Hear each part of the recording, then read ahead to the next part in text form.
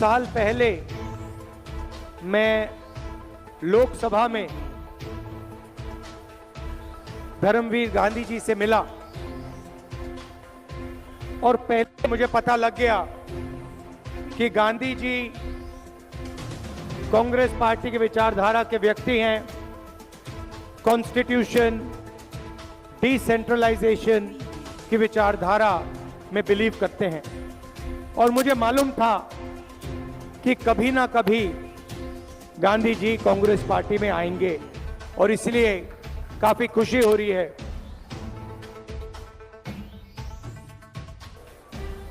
किसी के पास बैनर है, उस पे लिखा है नफरत के बाजार में मोहब्बत की दुकान। 4000 किलोमीटर चला भारत छोड़ो यात्रा में, कन्याकुमारी से कश्मीर तक, पंजाब से निकला और भारत छोड़ो यात्रा का लक्ष्य नफरत के बाजार में मोहब्बत की दुकान खोलने का था। मगर मैं ये काम 5-10 साल से कर रहा हूं। आपके जो कैंडिडेट हैं ये काम हर रोज सुबह 50 साल से ये कर रहे हैं। हर रोज गांधी जी ओपीडी चलाते हैं, गरीब पेशेंट्स की मदद करते हैं और 50 साल से ये गरीबों की मदद कर रहे हैं। मोहब्बत की दुकान खोल रखी है इन्होंने और रोज सुबह उसको ये चलाते हैं। तो एक अलग तरीके के राजनेता हैं, विचारधारा पे चलते हैं, क्लैरिटी है, ऑनेस्ट हैं। तो मैं चाहता हूं कि इनको यहां आप भारी बहुमत से इनको यहां जिताइए। भाइयों और बहनों, लड़ाई संविधान की है। एक तरफ कांग्रेस पार्टी, इंडिया अलायंस जो संविधान की रक्षा कर रहा है और दूसरी तरफ बीजेपी और आरएसएस जो संविधान को बदलना चाहते हैं, रद्द करना चाहते हैं, खत्म करना चाहते हैं। मैंने अपने भाषण में कहा था, हिंदुस्तान यूनियन ऑफ स्टेट्स है। इसमें अलग अलग विचारधाराएं हैं, अलग स्टेट्स हैं, अलग भाषाएं हैं, अलग धर्म हैं, अलग जात हैं और इन सब चीजों का की रक्षा ये कॉन्स्टिट्यूशन करता है, संविधान करता है। अगर पंजाब एक स्टेट है, अगर पंजाब को इज्जत मिलती है, यहां पे अलग अलग धर्म के लोग रहते हैं, अगर उनको इज्जत मिलती है, अगर दलितों को, पिछड़ों को, गरीबों को इज्जत मिलती है, अधिकार मिलते हैं, तो अंबेडकर जी का जो संविधान है, गांधी जी का जो संविधान है, उनको ये अधिकार देता है। और बीजेपी चाहती है कि जो यहां पहले होता था, राजाओं के टाइम, उससे पहले जो होता था, वो एक बार फिर हो। एक व्यक्ति पूरे देश को चलाए, एक भाषा हो, एक हिस्ट्री हो, एक कल्चर हो, एक धर्म हो, मगर हिंदुस्तान अलग अलग धर्मों का, अलग जातों का, अलग भाषाओं का देश है। और इसीलिए हम सबको कॉन्स्टिट्यूशन की, संविधान की रक्षा करनी है। भाइयों और बहनों, संविधान ने आपको हरी क्रांति दी, सफेद क्रांति दी, पब्लिक सेक्टर दिया, रिजर्वेशन दिया, सारा का सारा जो भी हिंदुस्तान के गरीब लोगों को मिला है वो इस संविधान ने दिया है। और मैं बीजेपी के लोगों से कहना चाहता हूं, नरेंद्र मोदी जी से कहना चाहता हूं कि देखिए, आपको जितने बयान देने हैं आप दीजिए।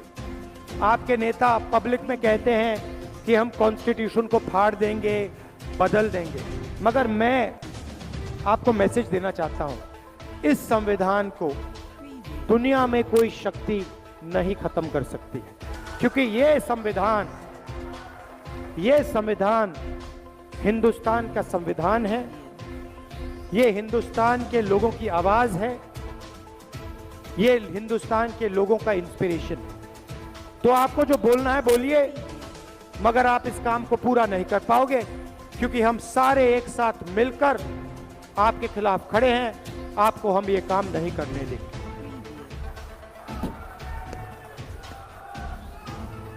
भाइयों और बहनों, किसान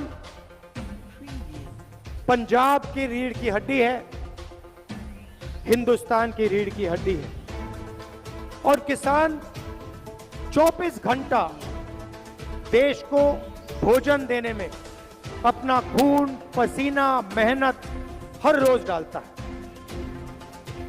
नरेंद्र मोदी जी ने पिछले 10 साल किसानों के लिए कुछ नहीं किया।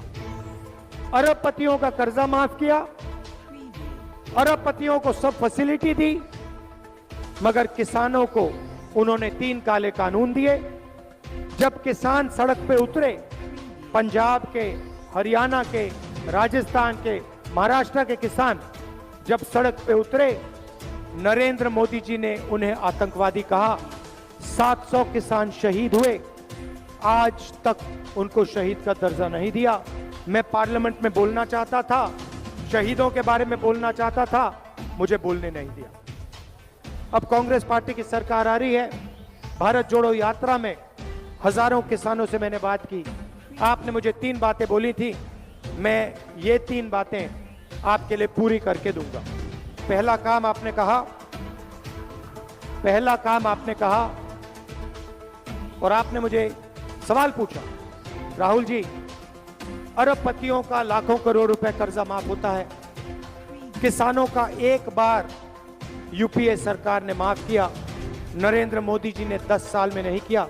क्या जब आपकी सरकार आएगी आप किसानों का कर्जा माफ करोगे? उस सवाल का जवाब मैं आपको देना चाहता हूं। हमारा पहला काम किसानों का कर्जा माफ करने का होगा। मगर हम सिर्फ एक बार कर्जा माफी की बात नहीं है। हम चाहते हैं कि जब भी किसानों को जरूरत हो उनका कर्जा माफ हो। इसीलिए हम सरकार में एक संस्था बनाएंगे जिसका काम किसान कर्जा माफी का रिकमेंडेशन करने का होगा। जब भी ये संस्था सरकार को कहेगी कि हिंदुस्तान के किसानों को कर्जा माफी की जरूरत है, हम किसानों का कर्जा माफ आपके लिए करके दे देंगे। 2 बार, 3 बार, 4 बार, जितनी भी बार आपको जरूरत होगी हम आपका कर्जा माफ करके आपको देंगे। दूसरा काम, आपने कहा था कि हर प्रोडक्ट के लिए लोगों को सही दाम मिलता है। टूथपेस्ट के लिए, शर्ट के लिए, पैंट के लिए, घड़ी के लिए मार्केट में दाम लिखा होता है, मगर जब किसान अपना अनाज, धान, शुगरकेन, आलू बेचता है तो उसे कभी भी सही रेट नहीं मिलता है।